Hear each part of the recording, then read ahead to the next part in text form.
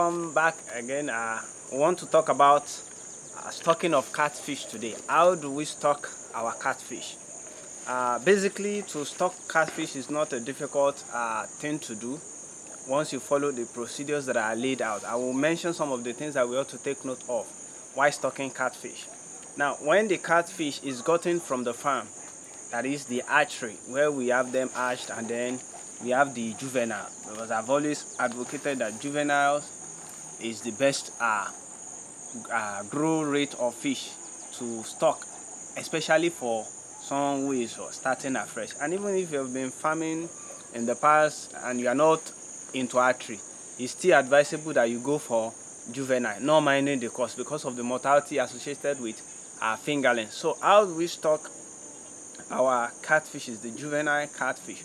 Now, once the catfish is transported from the hatchery, the farm of the hatcher, now usually it will be put in plastic bag. Some people use buckets, but the most important thing is that on the day of transferring our catfish, one should ensure that they are not fed, because they will be sorted that day. And in our previous video, we talk about sorting. So during the process of sorting, we would have prevented them from eating for at least 6 hours before they are sorted out. So from the point of sorting, after sorting the fish, the juveniles that we are going to stock, from the point of stocking to the point of transfer, we must be very certain that one, we are going to get to the place in less than 24 hours. Now, if you are going to get to the place in a time that is exceeding 24 hours, the catfish farmer who wants to stock must, I repeat, the catfish farmer must not feed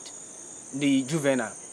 All you have to do is ensure that the water is regularly changed. So if it's in a plastic bag, that's a polythene bag, or if it's in a bucket, ensure that the water is constantly changed. So maybe after every 4 hours, you change the water. After 4 hours, you change the water.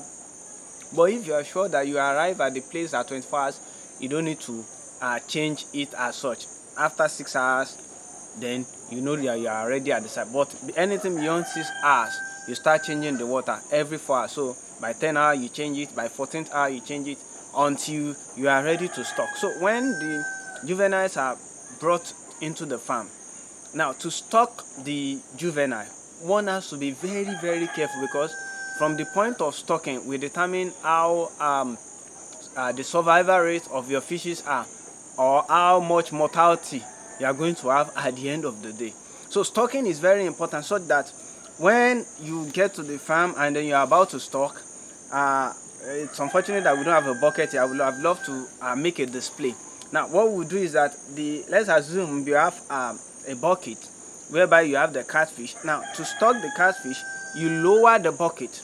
Now some people make a mistake of picking their catfish and throwing them directly into the water. Some will just pour everything like this and then it's just going into the water. And in the process of doing that, you might end up having what we call an imbalance of environment. Because by the time you pour the catfish directly, what happens is that the catfish will get a sudden change in environment.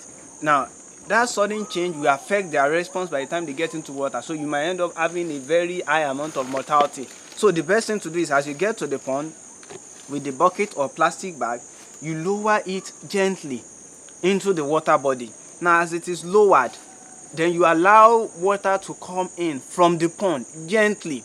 Now some people even advocate that you take a bucket of water and then you start pouring water from the pond gently into the existing one. But what I advocate is that you put the water in the bucket with the catfish, you lower it into the pond, and then allow the pond water to gently move into the bucket. Now as it is moving into the bucket, the fishes themselves, they will swim out. So you wait patiently. So it might end up taking up to 5, 10, 15, 20 minutes, depending on the quantity of fish you are stocking. So if it's about 1,000, be expecting that you are going to wait for about 15 minutes right inside the water. So as you are waiting 15 minutes, you tilt the bucket gently, such that water comes in from the pond gradually. So with that, the environment is gradually changing for the fishes, and then they are getting adapted to it. As they are getting adapted, some of the fishes will start swimming out, and then they say, oh, this is a better environment. They start swimming out. But if you suddenly change the environment, the mortality of the fishes will be so high, and then